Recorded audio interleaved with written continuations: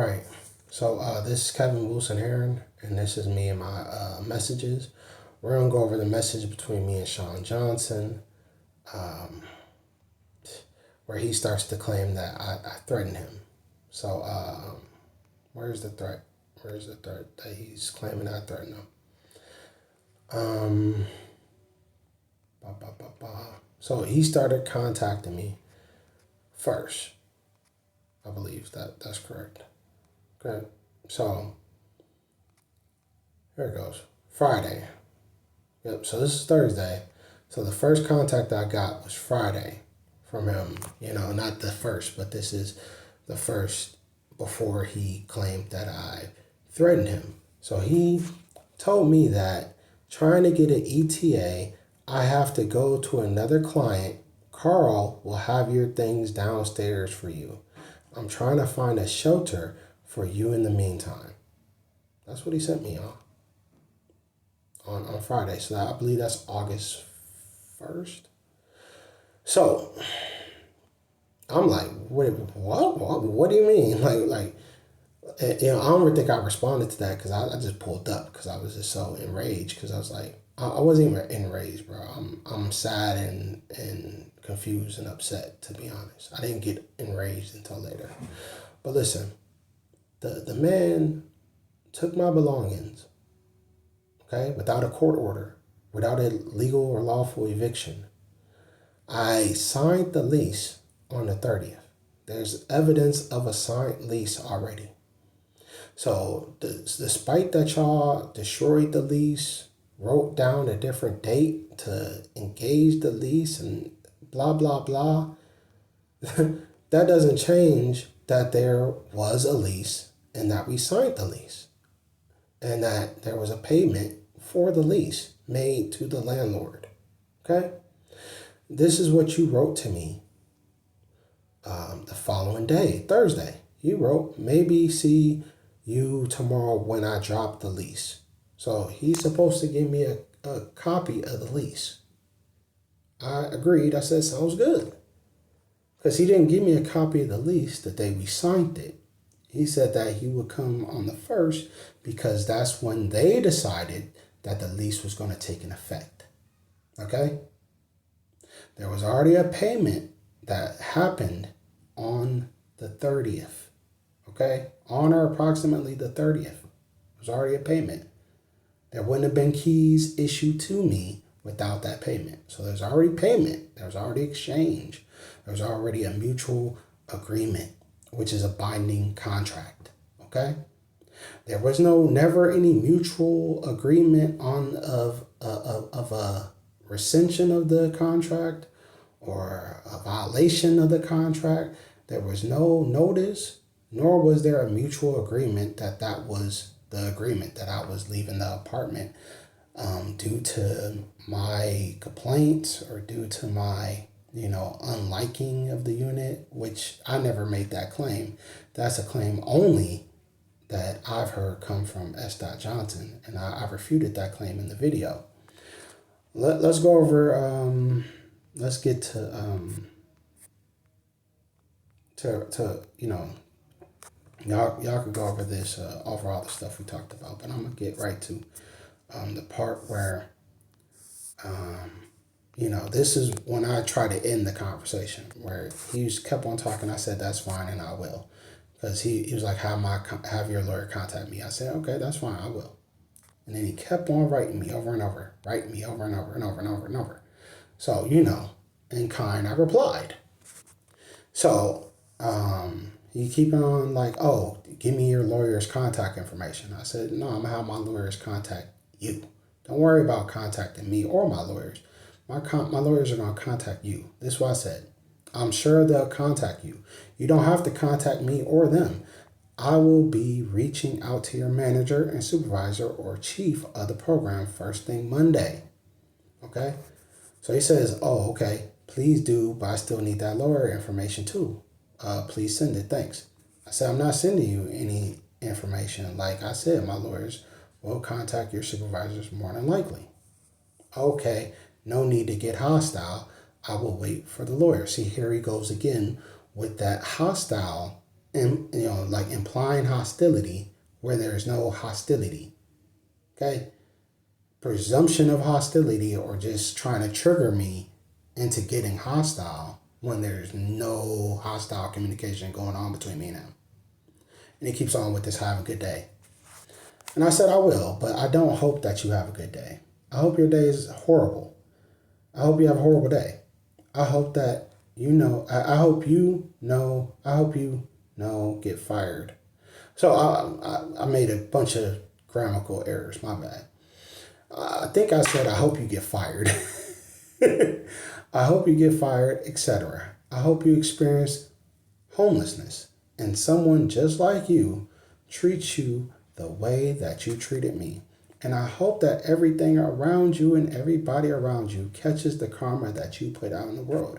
Now, how's that a threat, bro? How's that a threat? That's not a threat. I don't ever think this dude understands what a threat is. He doesn't understand what hostile is. He doesn't know what hostile means because he uses it to trigger people, to just use in casual conversations whenever he wants to make a perception of hostility, even when things are not hostile. And the only one who's actually, acting in a hostile manner was him. So he says, okay, sir, those are threats. Oh, no. Last thing I said, I'm going to pray to God that God humbles you and takes everything away from you. Now, this might not be pleasant, but it's not a threat, and it can't be labeled a threat. He said, those are threats. I'm terminating this conversation. I pray to God that you end up in a shelter. He says, I will be taking legal actions. Go on ahead. When are you going to do that? I'm waiting. You threatened to call the police on me, said that it was theft if I kept the keys. You didn't do that because you're a liar, pathological liar. Let's keep on going. He keeps on with the writing me.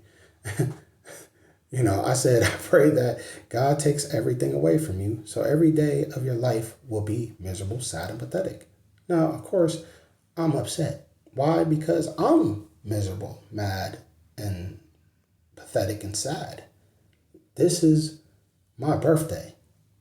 This is what I've been waiting for months, getting a place. And this guy comes and, not only does he threaten me, he's starting to take me off the program, which will harm me and impact my life. He also follows through with the threat. He's talking about I'm harassing him and threatening him. No, I'm not harassing you, bro. You started writing me first. You started harassing me about getting you lawyer information first, bro.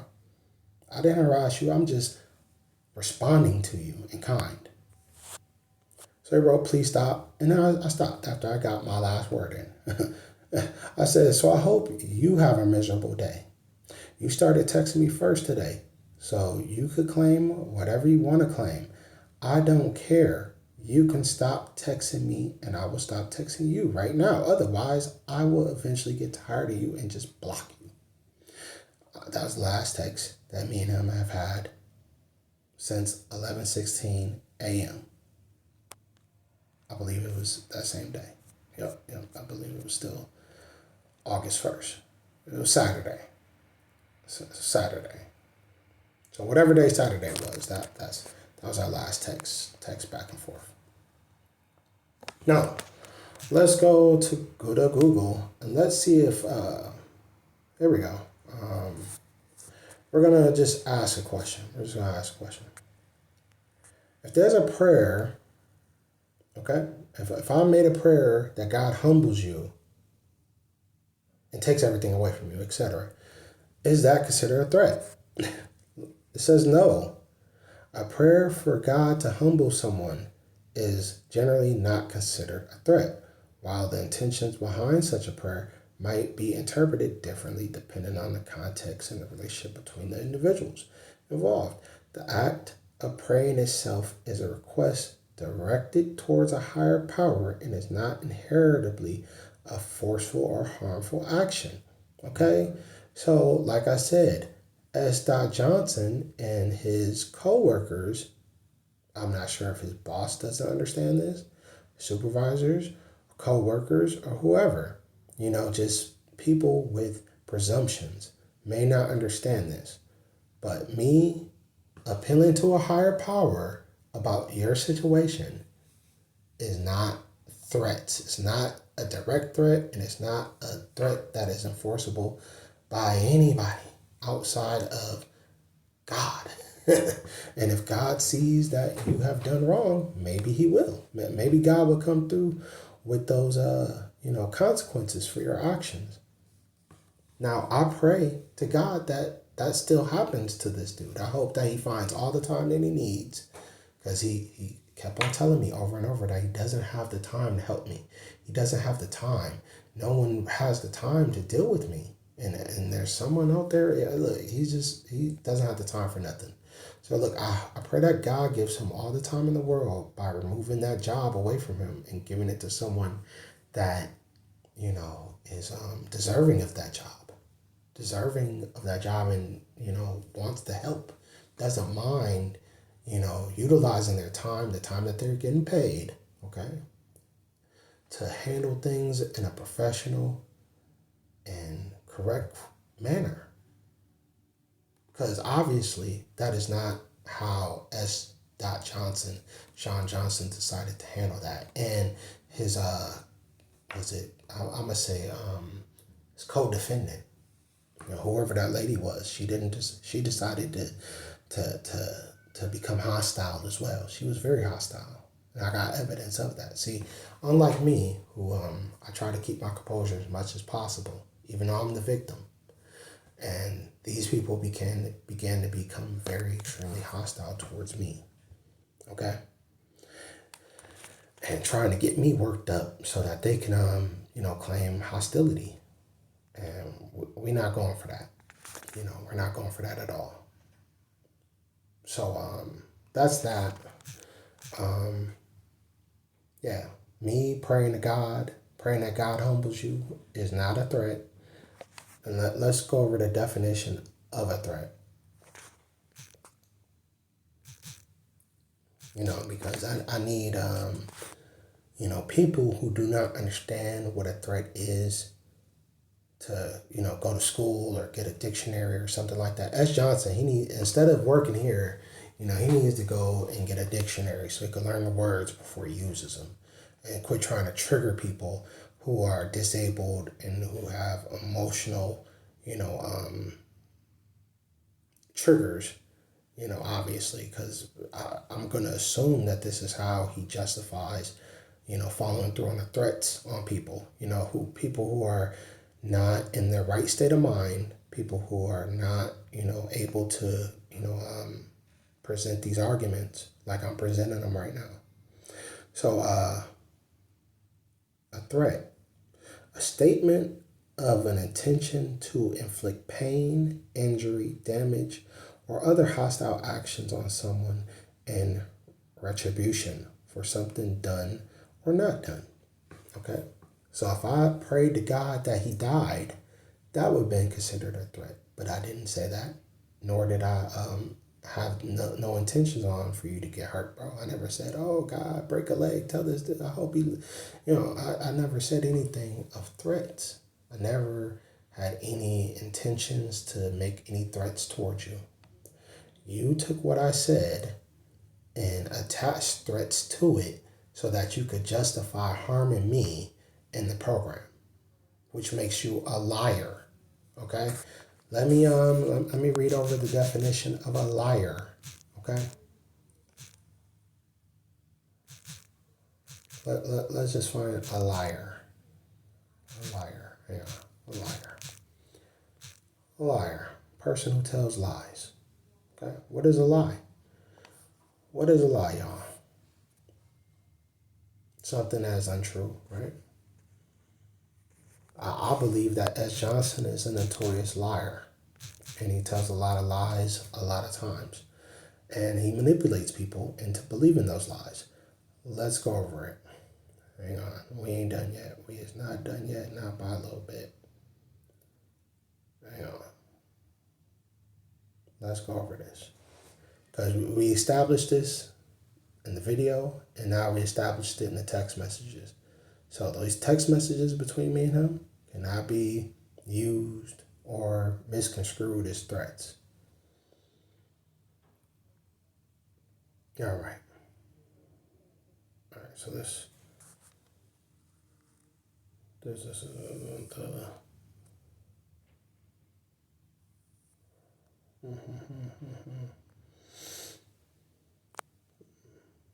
Here we go. An intentional false statement. So when he makes the claims of damage to the unit, that is a lie. That's a false statement. When he made the claim that the lease was broken because of a back and forth, because hostile back and forths, that was a lie. Okay, that was a false statement. So there's plenty of false statements. We could go on and on and on and on and on about the false statements, including the shelf. He claimed that I hung up the shelf and I put up the shelf. I didn't put up no shelf. So him claiming that I altered the unit is a false statement. Him claiming that I damaged the unit is a false statement. Him claiming that I was unhappy with the unit is a false statement. Him claiming that I dissolved the lease is an untrue and false statement. Him claiming that there is no lease is a false statement. I signed the lease. I was waiting on a copy of the lease. Okay? So him saying there was no lease at all, and I'm no longer a tenant at all just because he says so, these are false statements. They're not true. Okay? Even an implied lease is still legalable and binding in the state of Minnesota. Implied is whether there's a physical copy or not. And this dude is such a buffoon and clown and idiot, he doesn't understand this, nor did he care. Him, Carl, and the other woman, conspired and plotted to commit a criminal action against me. It's called conspiracy. This is another crime that he should be charged with, and he should be, charged as a criminal for conspiring against me. Okay? Matter of fact, it should be an enhanceable crime because I'm a vulnerable adult. Okay? I think it's called it's some group conspiracy. It's a conspiracy to commit perjury. Yeah, I think that's like a 4-year sentence, man. This dude needs to go to prison. S.Johnson and his accomplices all deserve prison time, like severe prison time for what they've done to me. And I'm a victim, and I've suffered severe damages. I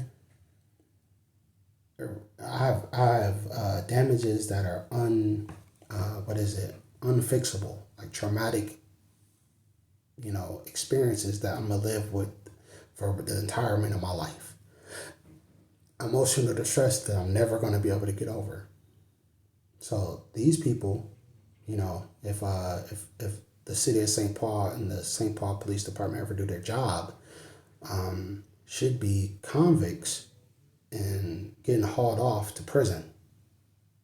Do y'all understand this? They get, I could go on and on and on, but I won't. This is just my initial video to explain to you the difference between what has been said versus what is actually the truth. I'm giving the truth, and this is, you can use this as evidence for whatever forward from now.